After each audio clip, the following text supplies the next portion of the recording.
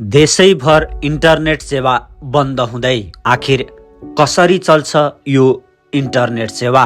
के कारणले देशैभर इन्टरनेट सेवा बन्द हुँदैछ? यस विषयमा तपाईहरूलाई हामी रोचक जानकारी र सत्य जानकारी लिएर आएका छौँ। त्यसैले ध्यान दिएर सुन्नुहोस्। इन्टरनेट सेवा प्रदायकहरूको छाता संगठन इन्टरनेट सेवा प्रदायक सङ्घ नेपाल आइस्पानले जुनसुकै समयमा सेवा अवरुद्ध हुन सक्ने चेतावनी दिएको छ। निजी तवरका इन्टरनेट वितरण केन्द्रहरूमा बिजुली काटिने क्रम बढेको भन्दै आइस्पानले यस्तो चेतावनी दिएको हो। नेपाल दूरसञ्चार प्राधिकरणले सेवा प्रदायकलाई कक्षा 12 को परीक्षाभर देशभर इन्टरनेट सेवामा अवरोध नहुने गरी व्यवस्थापन गर्न निर्देशन दिएको थियो। राष्ट्रिय परीक्षा बोर्डको आग्रहमा प्राधिकरणले यस्तो निर्देशन दिएपछि आइस्पानले चेतावनीयुक्त विज्ञप्ति जारी गरेको हो। आइस्पानले यस्तो निर्देशन कार्यान्वयन गर्न समर्थ नरहेको जवाब दिएको छ। एकातिर राष्ट्रिय परीक्षा बोर्ड र नेपाल दूरसञ्चार प्राधिकरणले बिना अवरोध इन्टरनेट सेवा देशभर प्रवाह गर्न भनिरहेको अवस्था छ भने अर्कोतर्फ नेपाल विद्युत प्राधिकरणका क्रियाकलापहरूले देशभर इन्टरनेट बन्द हुने स्थिति उत्पन्न भएको छ। आइस्पानले जारी गरेको विज्ञप्तिमा भनिएको छ, कक्षा 12 को परीक्षा सञ्चालनमा प्रतिकूल असर पार्ने अवस्था रहेको हुँदा राष्ट्रिय परीक्षा बोर्ड शिक्षा विज्ञान प्रविधि मन्त्रालयको विशेष ध्यान आकर्षण गराउँछौँ। विद्युत प्राधिकरणको सरकारको सहभागितामा भएको अध्ययन प्रतिवेदन कार्यान्वयन नगरी पोलको भाडा बढाएको भन्दै सेवा प्रदायकले आपत्ति जनाएका छन्। बढेको पोल भाडा तिर्ने गरी पोल भाडा सम्झौता नगरेको भन्दै प्राधिकरणले विद्युत आपूर्तिमै अवरोध पुर्याएको आइस्पानको आरोप छ। इन्टरनेट सेवा प्रदायकले पोल भाडा नबुझाएपछि प्राधिकरणले पटक पटक लाइन कटौती गर्ने चेतावनी दिँदै आएको छ। इन्टरनेट वितरण केन्द्रहरूमा बिजुली काटिने क्रम बढेकाले नियामक निकायको निर्देशन पालना गर्न असमर्थ रहेको आइस्पानको भनाइरहेको छ। विद्युत कटौती हुँदा आम उपभोक्ताको घर घरमा बैंक तथा वित्तीय क्षेत्र, उद्यान क्षेत्र, स्वास्थ्य क्षेत्र, शिक्षा क्षेत्र लगायतका संवेदनशील क्षेत्रमा इन्टरनेट सेवा प्रवाह अवरुद्ध हुन सक्ने स्थिति सिर्जना भएको छ। विज्ञप्तिमा भनिएको छ, इन्टरनेट सेवा अवरुद्ध हुनबाट रोक्न नेपाल सरकार, प्रधानमन्त्री तथा मन्त्री परिषदका कार्यालय लगायत सम्बन्धित नेपाल सरकारका निकायहरूलाई आइस्पानले अनुरोध समेत गरेको छ। यो सँगै जान्नुहोस् इन्टरनेट कसरी चल्छ र इन्टरनेटले कसरी काम गर्छ। हामी सबैले इन्टरनेट चलाउँदा ब्राउजरको एड्रेस बारमा आफूले हेर्न चाहेको वेबसाइटको ठेगाना टाइप गर्ने गर्दछौँ र केही बेरमै त्यस वेब पेज देखा पर्ने गर्दछ। झट्ट हेर्दा यो सब कुरा जादु जस्तो लाग्न सक्छ। यी सबै वेब पेजहरू कहाँबाट आउँछ त? आफूले चाहेको पेज देखाउन कम्प्युटरले के कस्तो कामहरू गर्नुपर्छ त? सबभन्दा पहिले वेब सर्भरको बारेमा जान्नु जरुरी छ। वेब सर्भर भन्नाले त्यस्ता सर्भर कम्प्युटरहरूलाई जनाउँछ जहाँ वेब पेजहरू राखिएको हुन्छ र कसैले त्यसमा रहेको वेब पेज हेर्न चाहेमा वेब सर्भरले त्यस प्रयोगकर्तालाई वेब पेज पठाउने गर्दछ।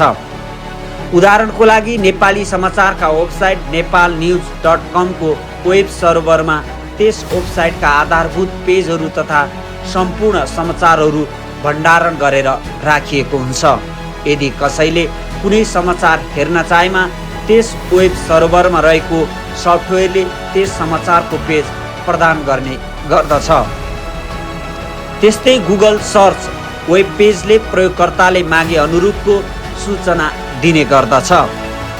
वेब सर्भरमा विभिन्न प्रकारका सफ्टवेयरहरूको प्रयोग गरिएको हुन्छ।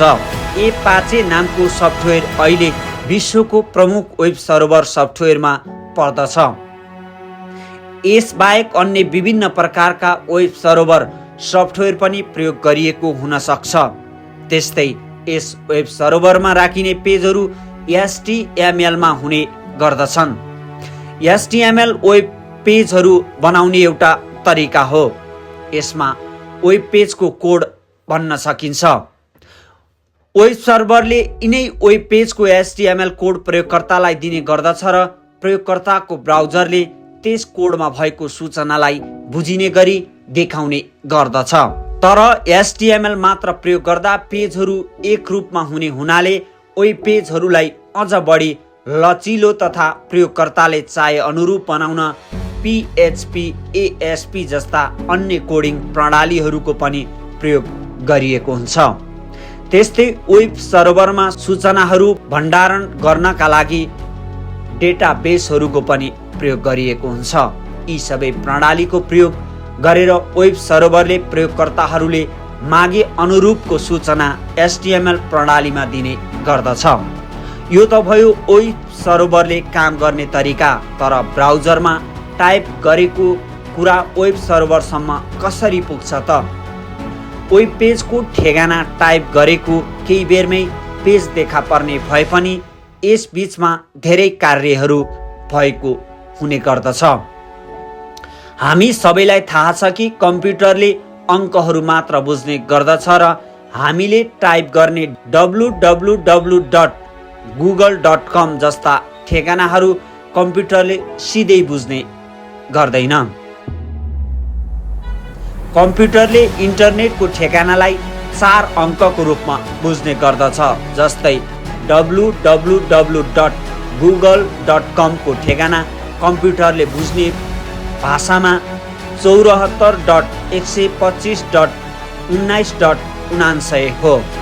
यस ठेगानालाई IP एड्रेस भन्ने गरिन्छ। तर यस अङ्कका ठेगानाहरू हामी बुझ्न गाह्रो हुने भएकाले मानिस र कम्प्युटरको दोभाषीको रूपमा नेम सर्भर नामक सर्भरले काम गर्ने गर्दछ। वेब सर्भरहरू विश्वको कुनै पनि स्थानमा इन्टरनेटमा जोडिएर रहेको हुने गर्दछ। यसरी हामीले टाइप गर्ने ठेगाना कम्प्युटरले बुझ्ने IP एड्रेसमा परिवर्तन भएपछि मात्र त्यस वेब सर्भर कता छ भन्ने कुरा थाहा हुन्छ र त्यस वेब सर्भरसम्म वेब पेजको रिक्वेस्ट पुर्याउने गर्दछ। तर आफूले हेर्न चाहेको वेब पेजको रिक्वेस्ट वेब सर्भरसम्म कसरी पुग्छ त? हामीले इन्टरनेट चलाउँदा हामीले हेर्न चाहेको वेब पेजको रिक्वेस्ट सर्वप्रथम स्थानीय इन्टरनेट प्रदायक कम्पनी अर्थात् ISP सम्म पुग्ने गर्दछ। नेपालमा ISP को उदाहरणको रूपमा ओल्डिङ र मर्केन्टाइललाई लिन सकिन्छ। यस्ता ISPहरू क्षेत्रीय ISP सँग जोडिएका हुन्छन्। ती विश्वस्तरीय ISP सँग जोडिएको हुने गर्दछ। यसरी विश्वभरका कम्प्युटरहरू एक आपसमा जोडिएर रहेको हुने गर्दछन् र यसैलाई नै इन्टरनेटको सञ्जाल भन्ने गरिन्छ। यसै सञ्जालको माध्यमद्वारा विश्वको कुनै पनि वेब सर्भरसम्म पुग्न सकिन्छ। यसरी चाहिएको वेब सर्भरसम्म पुगिसकेपछि आफूले हेर्न चाहेको पेजको रिक्वेस्ट त्यस वेब सर्भर समक्ष ब्राउजरले प्रस्तुत गर्ने गर्दछ। यसरी रिक्वेस्ट प्रस्तुत गर्ने तथा सूचना प्राप्त गर्ने पनि एक निश्चित तरिका हुने गर्दछ, जसलाई प्रोटोकल भन्ने गरिन्छ। विभिन्न कार्यको लागि विभिन्न प्रकारका प्रोटोकलहरूले काम गर्दछन्। वेब पेजको लागि HTTP नामक प्रोटोकलको प्रयोग गर्ने गरिन्छ।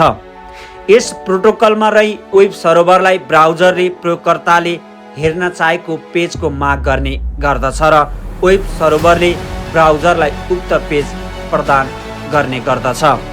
यसरी प्राप्त भएको पेज ब्राउजरले प्रयोगकर्तालाई देखाउने गर्दछ।